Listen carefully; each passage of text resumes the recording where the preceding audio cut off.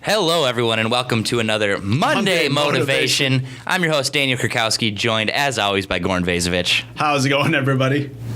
And once again, returning from last week, we have Brad Nolan from Bell Banks. Happy Monday. Happy to be here. We got to start over. No, I'm just kidding. I was like, what? No way. So he just had a very successful video launch on our Facebook wall, and I think he's ready to go. I think you, Daniel, Brad, and David Lee are just like superstars of the video world and the audio world. Yeah, we are. We're getting all kinds of requests to star in major motion pictures. I know. I feel like I'm going to be out of this whole thing. I'm like, God. We're going viral. You're the Steven Spielberg. Hey, we're the Facebook, Tom Hanks. I'll take it. World. I'll do. Tom Hanks was your reach of like the cool actor that you could be. I like it. So what we wanted to talk about today is you're never too important to answer your phone, with subheading communication. Right, exactly. It's don't think, or I don't even know. It happens all the time. People are just like, I'm not going to answer my phone because I completed all the sales that I wanted to complete, or I hit my target or my goals, and they just, they're like, screw it. I'm gonna take a weekend off or something. Yeah, what I see consistently is feedback from people who, I'm listing their home, helping them buy a home. I'm like, why aren't you using the last agent that you worked with? Maybe they bought a house 2 years ago. Like, well, we reached out to him and he never got back to us and everything was slow. And we call you and you pick up on the first ring every time. I'm like, well, good. I'll keep doing that then. And, just very simple things like that can take you such a long way. I know. Being in the real estate game and dealing with agents and, Brad not being a real estate agent but being a lender himself, he answers his phone and has his cell phone prominently displayed on your website, on Absolutely. Pretty much any piece of collateral. And if he doesn't answer, he'll be like, hey, I'm, with my family, with my daughter, this and that. Can I call you back later? So that's been my experience, which is why I like, dealing with Brad and why we refer business to Brad, because it's not necessarily that he's always the best rate guy, but it's the guy that you can count on to answer somebody's question right then and there. Yeah. I mean, communication, but both between the agents and myself and the borrowers and myself is absolutely key. People just want to know what's going on, what they can afford, what they can do, and really in a timely manner. Like you said, I do have a 1.5-year-old at home, so I can't always answer my phone, but I do try to communicate at least to those people, hey, I'll call you back as soon as I can or whatever. But I mean, I've seen it with agents or other lenders in the business. If you are too busy to answer your phone, at some point your phone's going to stop ringing. Right. And, I see this all the time, especially when I'm like out at meetings or lunches, which is great that people, devote the attention to the present and the conversation. But a lot of times when the phone rings, they'll be like, oh, I don't know this number, so I'm not going to answer. And then I'm like, well, who is chasing you that you don't want to answer? Those are the ones you want to answer. Yeah. Right. So that's why I'm like, usually when I don't know a phone number, I'm more anxious to answer it to find out what's going on so I can deal with whatever the situation is ASAP than if it's like Brad calling me on the weekend because it's probably some kind of a joke or something. I'm going to put that, in voicemail or text him back later. I'm a huge time waster. I think too, there's a lot of value in just picking up every phone call. You're like, hey, this is an out-of-state number. It looks like a telemarketer. Pick it up. As soon as you hear that recording, hang up, add it in your phone contacts, telemarketer, do not answer. Then you're not skipping an unknown number. Yep. You're picking who you're not talking to, Yep. which makes a lot of sense to me. Ryan and I consistently, who is a frequent guest on Monday Motivation as well, if we're at the gym, we're doing something, a phone will ring, we're at lunch, the question is always, do we pick it up? And then the other one always says, could be money calling. Right, and pick it up. Within our, when we're on lunch or when we have any type of a gathering, and even though when we're in conversation, the phone rings, we're like, hey, do you need to answer that? And that's when they're like, okay, I don't know who it is. I'm gonna take 5 minutes out of my day and answer it. So I think there's a time and place, and for the most part, I'm with you guys during a work day and a working hour. So let's say from 7 a.m. to 7 p.m., you're going to be answering it. But if you're, like on vacation or late at night, that might not be the case. But I think, if you're in the middle of the day and somebody's calling you don't know, you may want to pick that up. Yeah, who's going, it's 2:00 on a Tuesday. Why the hell is anyone calling me now? Right.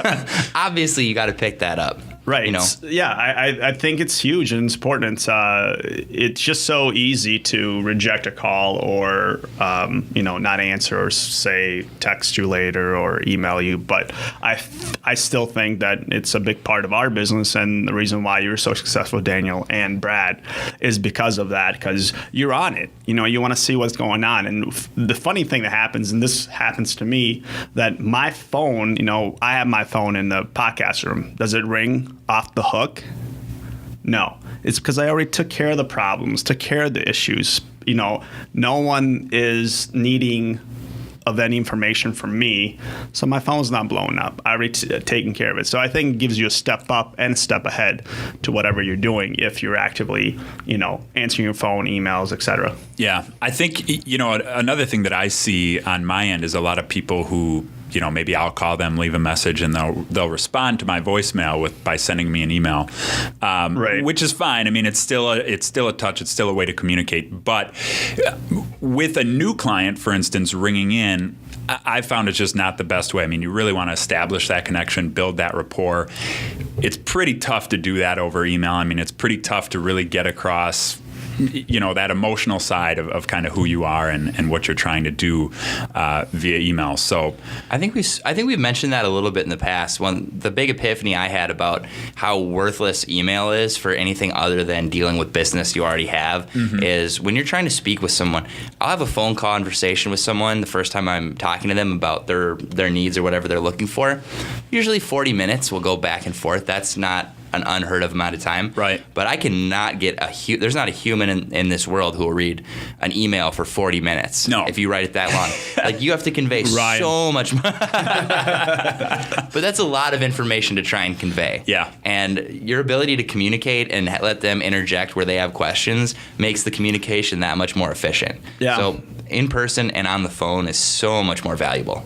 Yeah. Plus, I think that, I use 2 things or 3 things in tandem. A lot of times when I'm on the phone, and it doesn't matter if it's personal or business, the conversation can get lengthy. And especially if it's in business, I always like to kind of end with like, hey, I'll email you outlining kind of what we talked about. Can you just please confirm? And that's very important, especially in a transaction, if you're kind of negotiating pricing and stuff like that. No matter what's said on the phone or texted, I just want to put in an email and have that email chain and back and forth, be in writing or somewhere where you can kind of revert back and not to one's memory. And then you have to kind of, go down to, well, I don't know if I said that or this or that. So it's just a very good way to build that personable impression or with the with the individual over the phone, but then go on email and just say, hey, just want to make sure we're on the same page. Here are the top 3 things that we discussed. Do you confirm? Yes, move on.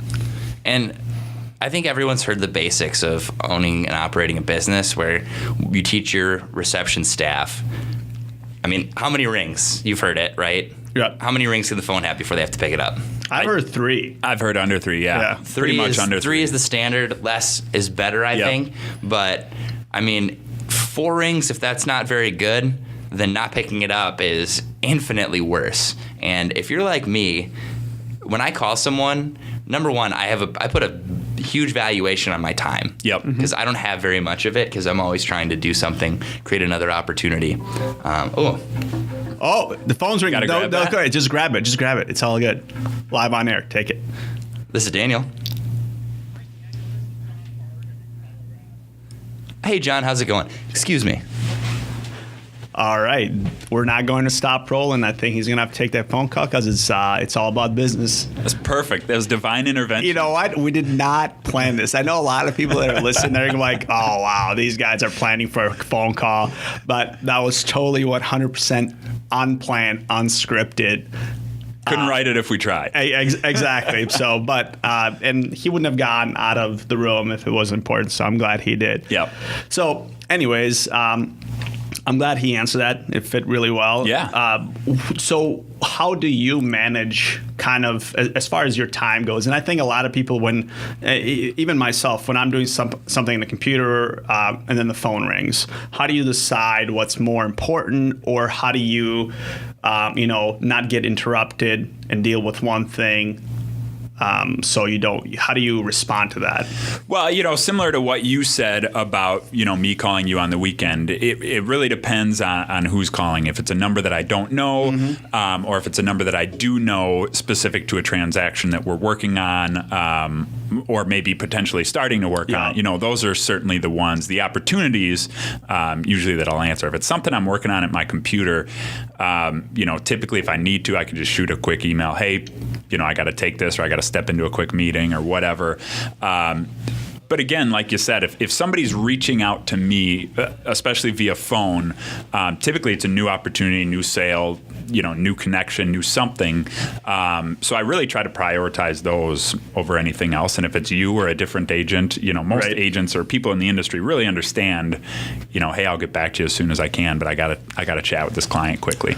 Yeah, a couple things that I use and I've liked in my corporate America experience too. One, so if I get an interruption, so it's a phone call and I'm working with somebody either in person or on the computer or whatever it is. Yep. I just say, hey, excuse me, let me just grab this, and I'll let them know that I'll call them back. Yep. So that answer, and let's say it's you calling. I'm like, hey, Brad, I'm a little bit busy, but can I call you back in 30 minutes? And I feel like that goes a long way to the other person. Yeah. Plus, it's not really rude, if you just say, hey, I'm just going to let them know that I'll call them later, but I'll come back to you as soon as possible.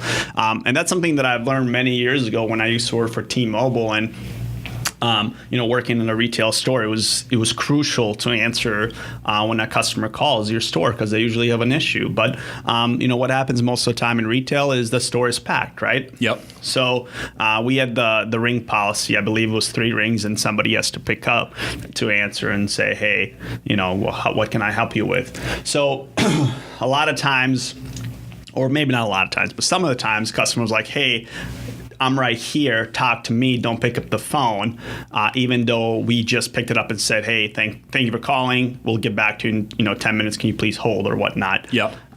One of the best kind of, or a very easy rebuttal to is like, hey, sir, I understand you're, sir, ma'am, that you're in front of me, I'm going to answer this quick, let them know I'll call them back. And when they have that objection, I'm like, well, if you weren't in the store and if you were calling me on the phone and you were at your house or wherever, you want me to pick up and let you know that I'll be right with you, right? And usually that's kind of like, the person that's there like, well, yeah, I guess you're right. So that's the same. It's kind of putting the other person in someone else's shoes. Right. I can see it from that perspective. Yep. And most of the time it's like, okay, I see it, go ahead. Not a big deal. I mean, kind of letting really both clients know that the service level is exactly the same no matter who I'm talking to, whether it's, a bird in hand or one in the bush, they're getting that same level of service either way. Right. And it instills another kind of factor where, just because somebody's in front of you doesn't mean that somehow they're way more important than somebody that's calling you that can be in front of you, that's in a different state or, a different city, whatever. It's just about using the right type of strategy. Yep. Where it would make sense, and you, of course, are being professional about it. Yeah. So that I think goes a long way, and of course it will increase your productivity, and eventually your bottom line if you have that that type of giving type of mentality where you give everyone a little bit of your time, no matter when and where. Yep. And I don't think anyone can expect all of it. I just think that's not realistic. And, to those clients that maybe do demand all of your time, you might find that they're kind of sucking up too much of your time that's, costing you, other potential business. So I think in addition to that, maybe time management might be something to chat even a little bit more about is, how do you determine if a client isn't, or a business partner maybe isn't valuing your time? Right. That may be something that you need to kind of work with on the fly. Plus, I also think that a lot of people have that just instilled fear. Yep. About, I don't know whoever is calling me, for example, and I'm going to deal with it later. And we've dealt with that type of mentality in a couple different podcasts, the Monday Motivation podcast before, how that's not the way to approach it. And when you get over that mental hurdle that it's going to be an issue or problem, regardless if you're taking it now or down the road, it's still something you're going to have to deal with, and might as well get it over with quick and move on to the bigger and better things. So that's why I think, from my experience, a lot of people don't or hesitate to answer someone they don't know. Even if they do know, they're like, oh, I'll just put off by dealing with it later. And if you really think about it, dealing with it later, you may get the same result, but you would have lost that time that you can't get back now. And it's very crucial and important to just get to it right away. So, answer the phone, answer your emails, get back to people, and you will find the time. Like I said, I consider myself a fairly busy individual. Oh, yeah. But I also, my output as far as productivity goes and the time that I do have, I feel like I'm very efficient. I could be more efficient, but, I don't have a lot of, if any, missed calls or emails or anything but because I've just taken the time to take care of it.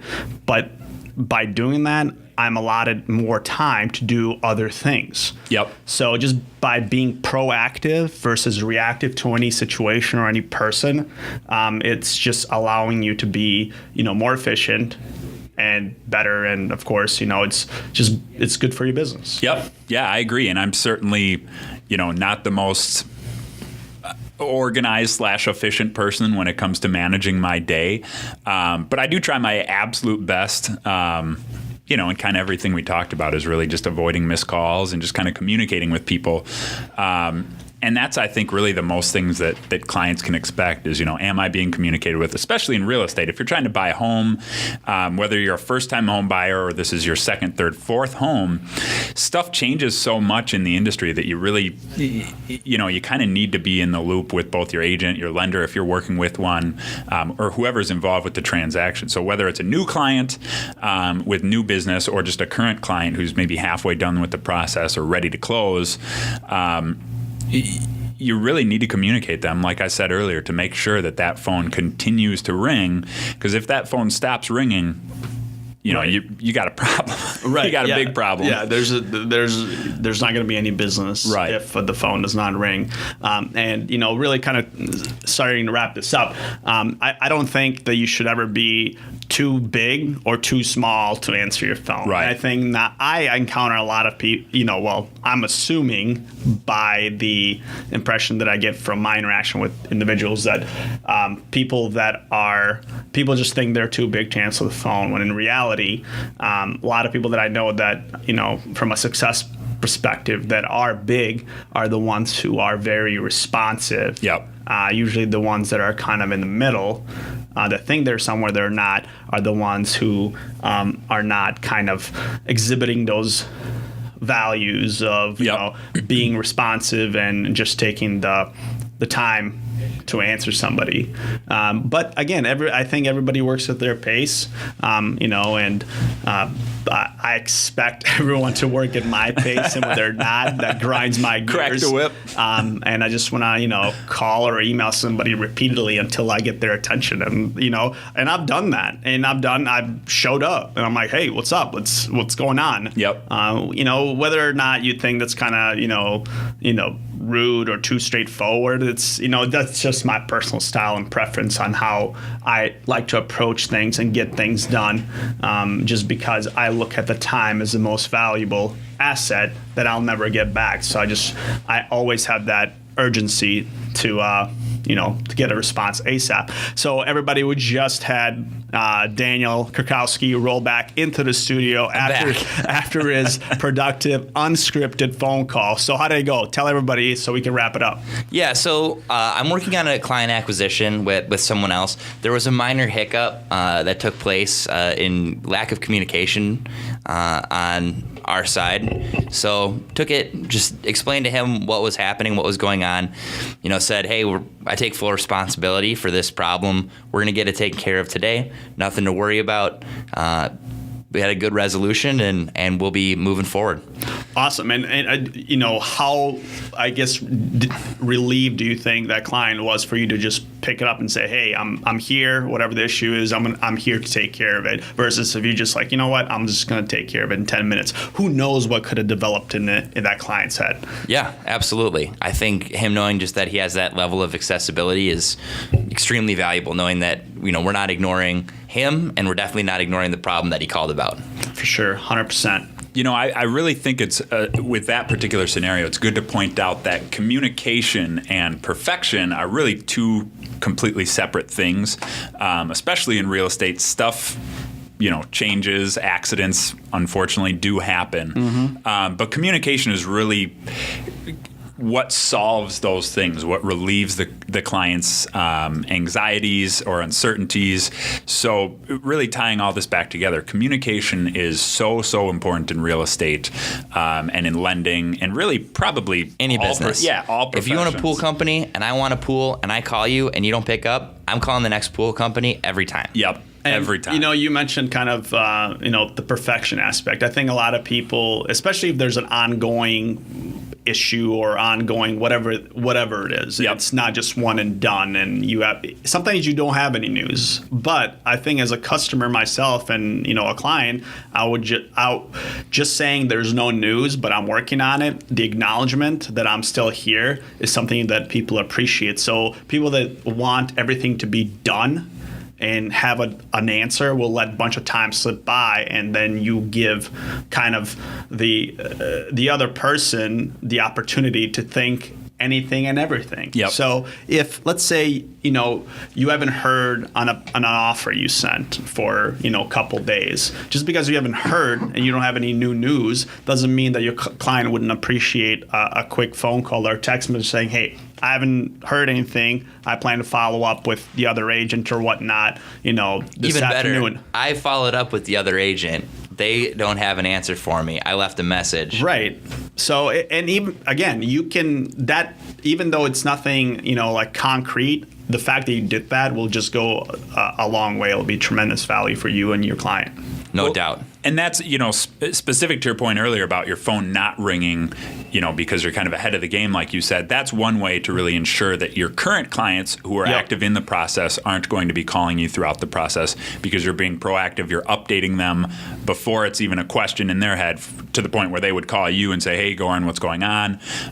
You're a step ahead of the game. Hey, Mr. Buyer, Mr. Client, here's what's going on. I know you haven't heard anything.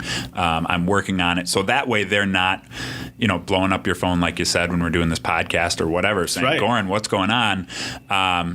Because, again, time management. It's already been taken care of. Yep. All right. Well, we'll end it on that note. Thanks so much for listening, everyone. Have a week.